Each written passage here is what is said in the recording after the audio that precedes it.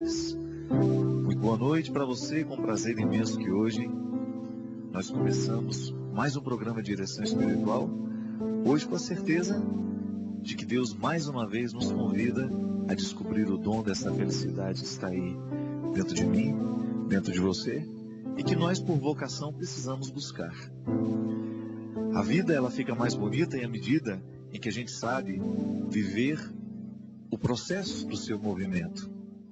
A vida sempre tem um movimento. E é preciso muita sabedoria para que a gente possa entrar nesse movimento, porque felicidade é isso, é uma adequação entre a vida e o movimento do nosso coração. Movimento da vida, movimento do nosso coração.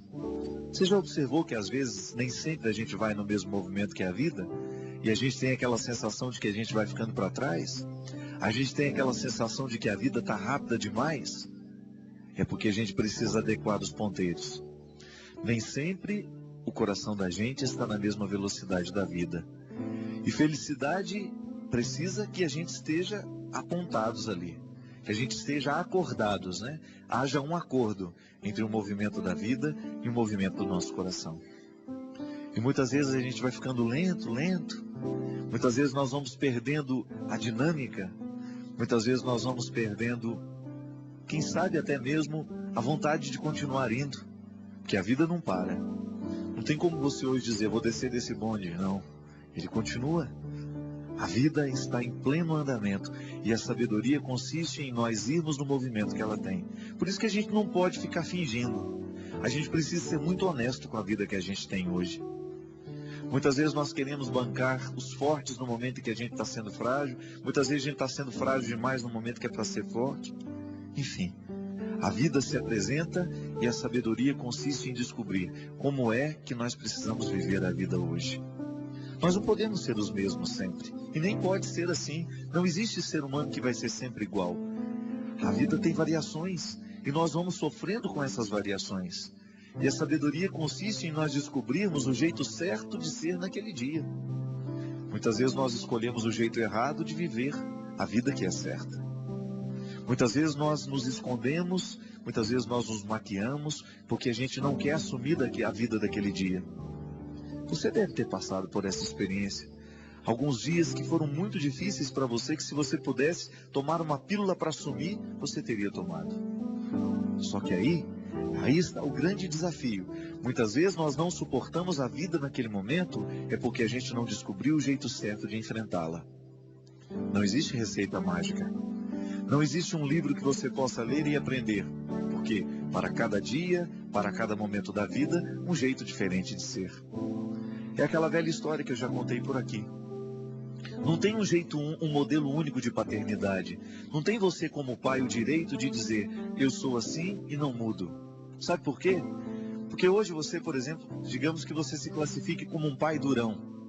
O seu filho precisa de um pai duro mesmo, de um pai que seja exigente. Mas você não pode se esquecer que haverá dias na vida do seu filho em que ele precisará de um pai misericordioso. E se você souber ser apenas um pai durão, seu filho será órfão naqueles dias em que ele precisará de misericórdia. Isso é a vida. É o movimento dela, é a gente descobrir o papel que a gente vai exercer na vida do outro e qual é o papel que naquele dia nos cabe. Já que nós não temos o direito de interpretar todos os dias do mesmo jeito. Para cada dia um sofrimento, para cada dia uma alegria e para cada dia um jeito de ser gente. Eu não sei se você descobriu o seu jeito de ser gente hoje. Eu não sei se você descobriu qual era o jeito que você precisaria viver. Porque muitas vezes quando a gente não pensa, nós vamos vivendo do mesmo jeito sempre. A gente não descobre a novidade e a urgência daquele instante. A gente não descobre qual é o desafio daquela hora. E o Evangelho é sempre uma novidade no nosso coração por causa disso. Ele nos desperta para aquilo que a gente precisa viver hoje. E Jesus já dizia, nós não temos que ficar ocupando o nosso coração e a nossa cabeça com preocupações que serão de amanhã. O dia de viver é hoje.